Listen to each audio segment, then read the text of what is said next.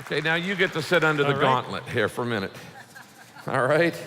Now you talked about these 5 different soft keys of trust, smarts, teamwork, taste, and story.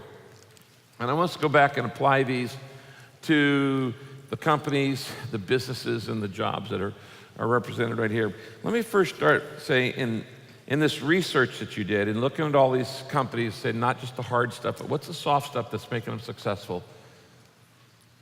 What was the most surprising thing that you looked at? The surprising thing was how there were 2 things. One is that the soft edge it's a hard argument to make, particularly if you have a publicly traded director or if you have shareholders of any kind. The shareholders are expecting financial performance, and so everything they want you to do is with the expectation of a return on investment, and they would prefer that it's a rapid return on investment rather than a long-term return on investment. So that drives managers to really invest in the hard edge of their operations. That any piece of computer or software that can speed up operations, make the company more efficient. But just because the hard edge has the easier argument doesn't mean it has the better argument, because the better argument, the soft edge, has the, I think, superior argument that when you invest in the soft edge, even though it will take longer, you develop loyalty with your employees, loyalty with your customers. That will translate to higher margins. It'll give you a grace period if you're ever disrupted by an outsider. You simply have they'll give you a longer time to get your act together. All companies have to be good at all 3 sides at the same time. This first issue of trust, how do you build trust in, and what did you find was effective as an owner, whether you've got 5 employees or 500 employees? How do you build trust? Well, there are two things and more to that, but I'll mention 2 things. One is that you cannot have executive hypocrisy.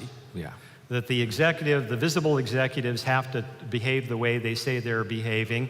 Bill Gates once told me, we were flying around the country introducing a new piece of software. This is in the mid-90s, and I said, he was worth a lot of money even then, and I said, why are we sitting in the coach section of the airplane? And he said, I have to because that's what I asked my people to do. And there are too many executives who don't do that. The second thing is you have to be transparent. You have to offer love. You have to be willing to tolerate failure. But that is not the same as kindergarten. And I think too many confuse the 2. They think the choice is between being a jerk or running some kumbaya around the campfire. And what you want, real trust, is brutal honesty delivered with love. I've found that the quickest way for you to get people to trust you is to trust them. If you trust people, people go, man, that guy's smart. Okay? If you trust them, he trusts me. And if somebody trusts me, then I think they're smart enough, then I'm going to trust them. Well, I have got a great recent example of that. It's not in the book, but it was just from a conference I had attended earlier this week and conducted an on-stage conversation with him, and you'll appreciate the background of this fellow. He's one of Africa's first up from the bootstraps billionaires. His name is Ashish Thakkar, Thakkr. He's of Middle Eastern origin, but he grew up in Uganda. And they had to flee the Rwandan hotel, lived in the Middle East, and then he came back to Uganda. And at age 15, he dropped out of school, and he started taking weekly and then daily flights to Dubai, buying computer equipment as cheaply as he could, and then flying back to Uganda and then selling it and making a little bit of profit. And he couldn't get it. He knew he could expand his business if he had a credit line, and he asked everybody in Dubai if he could get an expanded credit line, and he couldn't. He was able to find the expanded credit from the poorer people. And then the other thing he did was there were other people like him who were doing the same thing, and he thought if they could all join together. And he made the leap, since somebody trusted in him. He made the leap with them, and he said, I'll give you a credit line. Will you just deliver the products and not hurt me? And those simple 2 acts of trust, one where he was the beneficiary and then one where he reached out, he was able to get that financing for his company. It's called the Mara Group, M-A-R-A, and it's in 19 African countries, and it's, he's still not even 40 years old. I can't overestimate the importance of trust in working with your staff, because if they don't trust you, then you're going nowhere. One of my proverbs is, he who thinketh he leadeth and hath no one following him is only taking a walk. If you want to know if you're a leader or not, real simple, look over your shoulder. If nobody's following you, guess what?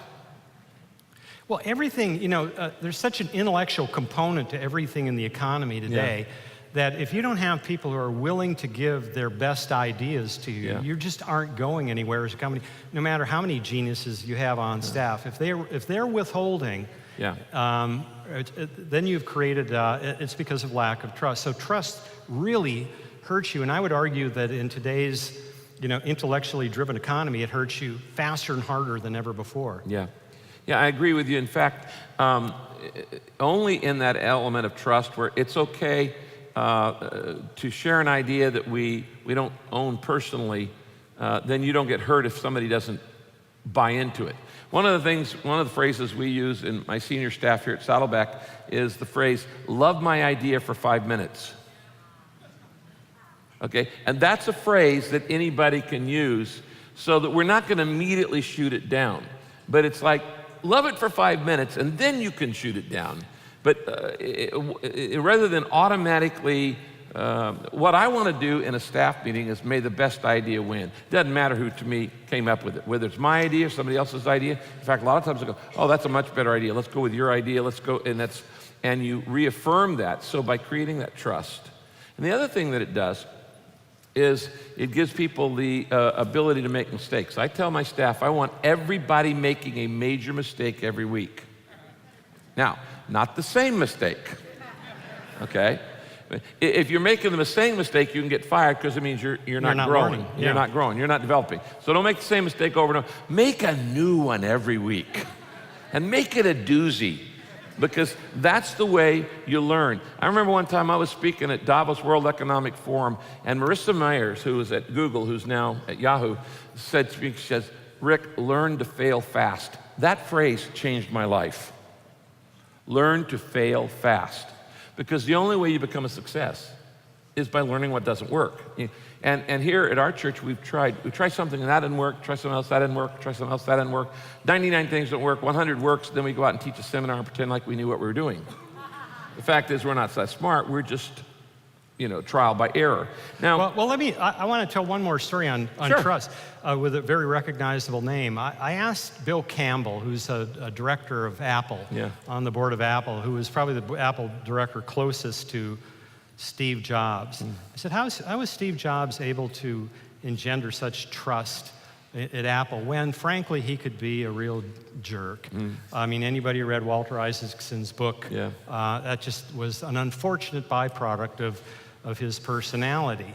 And Bill Campbell, I think, made this great distinction, and that was, he said, when he was a jerk, it was always in the service of a higher ideal, and it was never about his own grandiosity. So people, if you got taken, really called out on the carpet and called some pretty awful names by Steve, he was, you could take it because what he was doing was actually paying you a compliment that you are much better than that.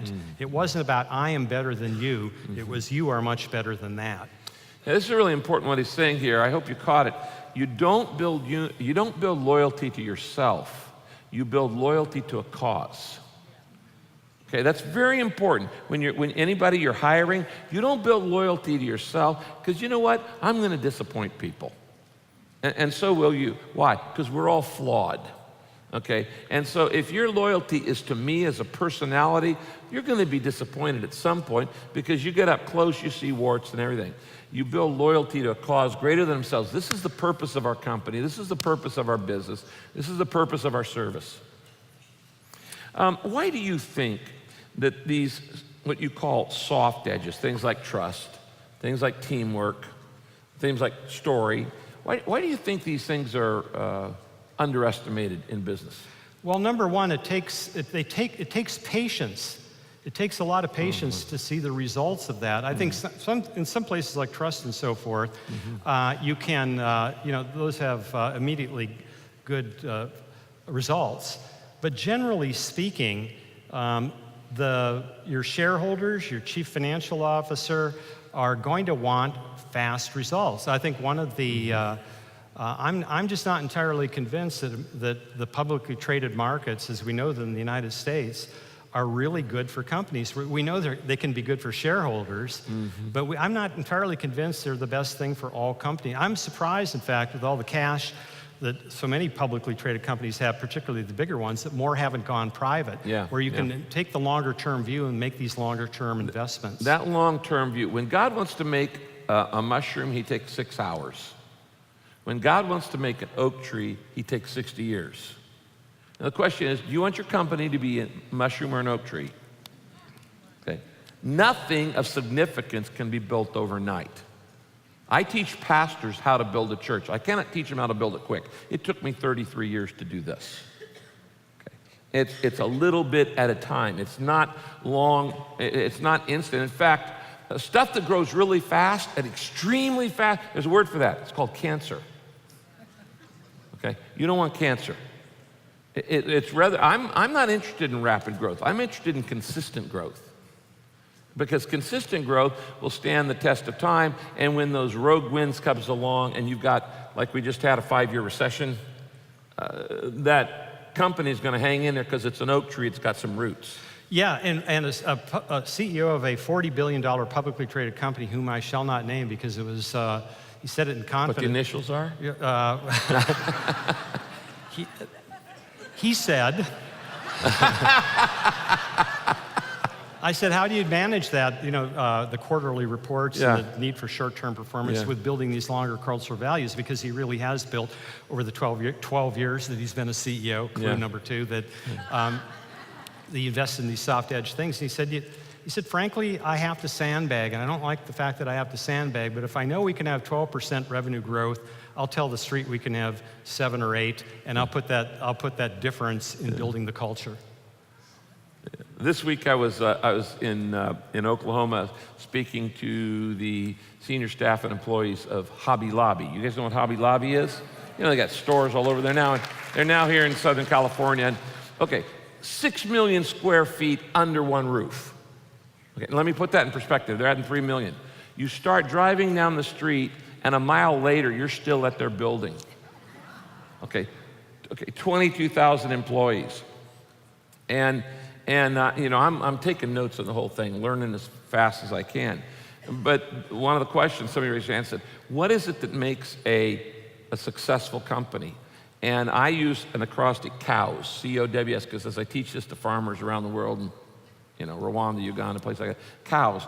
For a successful company, C, the customer has to profit. If you don't have a customer, then obviously you don't have a business. So the first thing you need for a successful company is you got to have something that the customer wants. C, O is the owner has to profit.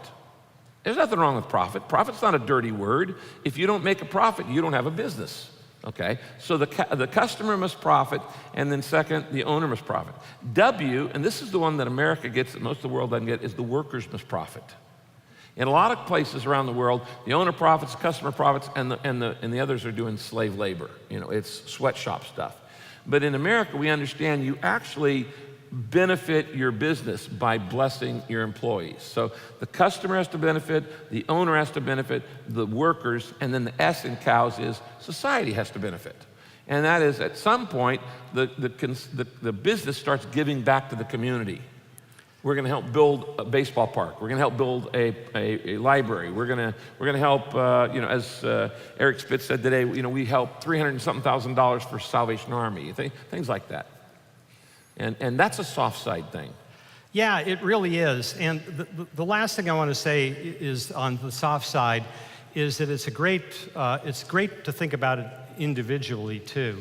If you feel like you're stuck in your career as an entrepreneur, or you feel like you're stuck in middle management ranks and you want to do better, take a trip around the triangle of strategy, of execution, of the soft edge, and look at places where you might learn something. I'll just conclude. There's a company in Silicon Valley called NetApp. It's a $6.5 billion computer storage company. One of the fractures in American large companies today is at the C-suite level, where there's a lot of fighting going on in a lot of companies today, is that between the chief information officer and the chief marketing officer. Because marketing is becoming much more technologically driven, and as it does, it's encroaching onto the IT manager space, commanding more and more money. And NetApp, possibly because both the CIO and the CMO are both women, use these soft edge principles to argue out and get to a point of agreement on things. They learn to speak each other's vocabulary. The marketing person sends people into the IT department. The IT manager does the opposite. That would be sort of like Democrats and Republicans sending, people into the other camp. And it works. They know what they want to accomplish. And they are, it's just no surprise that they're both an innovative company and they're a company that always makes these best places to work lists. Okay, last question. In all of your research for this book, The Soft Edge, what would be the biggest business lesson that you learned that everybody here could benefit from, regardless of what size business we're in? What would be the biggest business lesson that everybody say, that's something everybody can do? Well, I would say it gets back to the fundamental thing of trust. No, I'm going to go to smarts. Okay. I'm going to go to smarts. Okay. Because it touches on what Malcolm Gladwell said this morning, that smarts isn't your IQ, smarts isn't your SAT. Smarts, in fact, is a matter of perseverance and faith and grit. And you think about a salesperson, maybe one of the Northwestern newbie salesperson out there trying to sell a product that people don't really want to think about, not because it's a bad product, but who gets up every morning wanting to buy insurance. And you're on a commission basis. It takes grit to be able to do something like that. But what grit does in the real world is it accelerates your learning. The more you confront grit, if you make twice as many calls, you're not going to be twice as productive.